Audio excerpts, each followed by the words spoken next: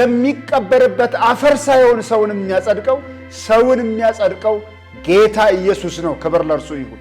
በእርሱ የሚያምን የዘላለም ሕይወት አለው። በእርሱ ያላመነ ግን አሁን ምን ሆኗል? ተፈርዶበታል። ከሞተ በኋላ የት ይቀበር አይደለም የሚያሳስበን።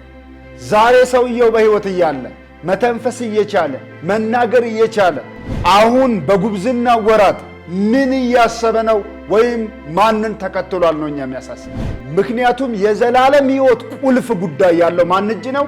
ጌታ ኢየሱስ እጅ ነው። ክብር ለጌታ ይሁን። ኢየሱስ ከዘጋ የሚከፍት የለም። ኢየሱስ ከከፈተ ደግሞ የሚዘጋ የለም። እግዚአብሔር የተባረከ ይሁን። እንደ እሱ ያለ ማንም የለም። እንደምታውቁት ቅዱስ ማለት የቃሉ ትርጉም ልዩ ማለት ነው።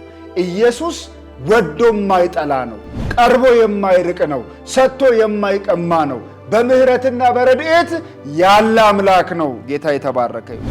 ምናልባትም የተወሰኑ የወንበር ቁጥሮች ቢኖሩንም ለጌታ እስከታመን ድረስ የጌታን ውብ ዓይኖች መማረክ ይችላል። ያ እውነተኛ ኅብረት ከሆነ የሰው ዓይን ሀብት ላይ፣ ካቴድራሎች ላይ፣ የሰው ዓይን በቃ የለበስነው ሰናፊር ላይ፣ የሰው ዓይን ያለን ቤት ከባቢ ላይ ያተኩራል።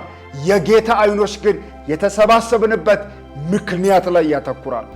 ለስሙ የምናሳየውን መታመን ላይ ያተኩራሉ የጌታ ዓይኖች። ክብር ለጌታ ይሁን።